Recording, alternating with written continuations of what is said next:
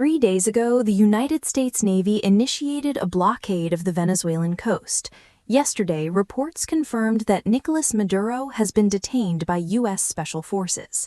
If you turn on the news right now, they're telling you this is about democracy. They're telling you it's about human rights or regional stability or fighting the cartels.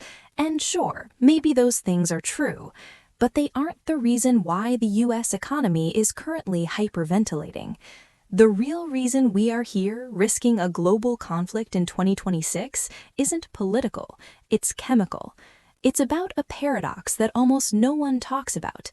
The United States is the largest oil producer in human history. We pump 13 million barrels of the stuff every single day. We are, on paper, energy independent. So why are American refineries currently starving to death? Why is the most energy-rich nation on Earth desperate for the specific, toxic, sludge-like oil that only Venezuela can provide? The answer explains why your gas prices are about to get weird, why China is furious, and why the US just made its biggest geopolitical gamble in 20 years. Welcome to the heavy crude paradox. Part 1. The Champagne Problem. To understand why we just toppled a government, you have to understand a chemistry problem that started 15 years ago. It's called the Shale Revolution. You know the story. The US figured out how to frack shale rock, and suddenly we were swimming in oil. We flooded the world with it.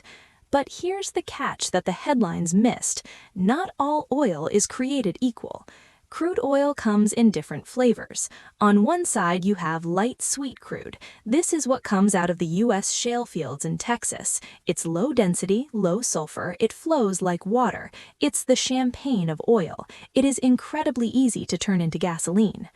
On the other side, you have heavy sour crude. This is what Venezuela has. It's high density, high sulfur. It's thick, nasty, and smells like rotten eggs. It's essentially flammable mud.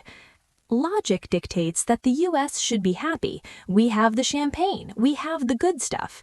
But there's a massive multi-billion-dollar problem. US refineries hate champagne.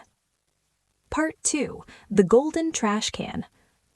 In the 1990s and 2000s, long before the fracking boom, everyone thought the world was running out of light, easy oil. So major U.S. oil companies, Valero, Chevron, Exxon, made a bet, a massive bet. They invested billions of dollars upgrading their refineries along the Gulf Coast into what are called complex refineries.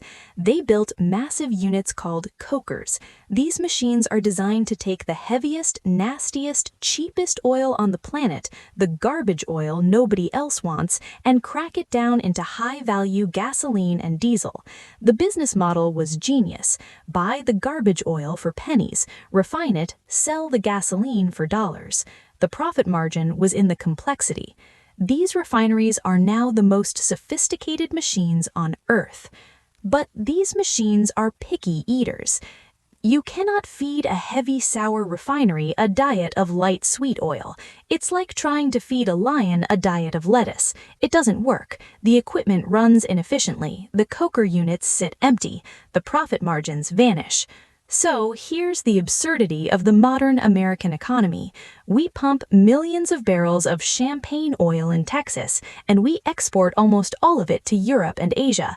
And then we have to turn around and import millions of barrels of garbage oil to feed our own refineries. We are energy independent in volume, but we are critically dependent on chemistry. And guess who has the largest reserves of heavy, sour garbage oil in the world? Part 3. The Venezuelan Disconnect. Venezuela sits on the largest oil reserves on the planet, 303 million barrels, and almost all of it is that heavy, sour sludge that U.S. refineries crave. For decades, this was a perfect marriage. Venezuela sold us the sludge, we sold them the gasoline. It was a symbiotic relationship that kept the Gulf Coast humming. Then politics happened. As relations with Maduro deteriorated, the U.S. slapped heavy sanctions on PDVSA, the Venezuelan state oil company.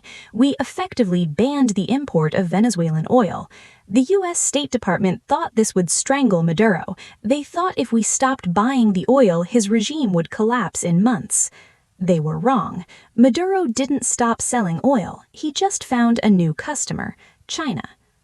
By 2024, China was buying over half of Venezuela's oil exports. They were taking the heavy crude that used to go to Texas, and they were feeding their own growing refinery capacity. Meanwhile, American refineries were panicking. They tried to substitute Venezuelan oil with Canadian oil, but there aren't enough pipelines to get the Canadian sludge down to Texas fast enough. They tried Mexican oil, but Mexico's production is collapsing. So, for the last 2 years, American refineries have been running on a starvation diet. They've been operating below optimal capacity, leaving billions of dollars of profit on the table. Part 4. The 2026 Breaking Point. This brings us to last year, 2025. The situation got critical. U.S. inflation was ticking up again, driven by diesel and gas prices. Why? Because the Gulf Coast refineries couldn't get enough heavy feedstock to produce diesel efficiently. The cokers were hungry.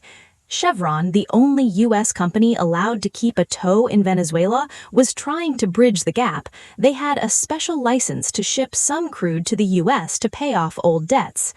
But it wasn't enough. 60,000 barrels a day is a drop in the bucket when you need millions. Worse, intelligence reports showed that Venezuela wasn't just selling to China anymore. They were deepening military ties. Russian and Iranian advisors were spotted upgrading Venezuela's ports to bypass U.S. sanctions entirely. The U.S. faced a nightmare scenario. The specific fuel required to run the American industrial engine was being locked up by its greatest geopolitical rivals. The heavy crude was no longer just a commodity, it was a hostage. Part 5. The Intervention. When the U.S. Navy moved in 3 days ago, the official line was security operations. But look closely at what happened immediately after the strikes. We didn't just secure the capital, we secured the ports, we secured the Orinoco Belt, the region where the heavy oil lives. This wasn't just a regime change, it was a supply chain correction. The capture of Maduro essentially forces the reopening of the spigot. If a pro-U.S. transitional government takes power, the first thing they will do is lift the embargo. The heavy, sour crude will flow north again. China will lose its discount supply. The U.S. Gulf Coast refineries will finally get the food they were built to eat. And the complex refineries in Texas will roar back to full profitability. It's a massive win for the U.S. economy, but it came at the cost of a war. Conclusion: the uncomfortable truth. So, next time you hear a politician scream about energy independence, remember the heavy crude paradox. We can drill all the holes we want in West Texas. We can flood the world with light, sweet shale oil. But as long as our refineries are built for the heavy stuff, we are tethered to the few places on Earth that produce it. We built an industrial machine that runs on a very specific type of fuel, and when the supply of that fuel was threatened, we didn't change the machine. We changed the country that sells it.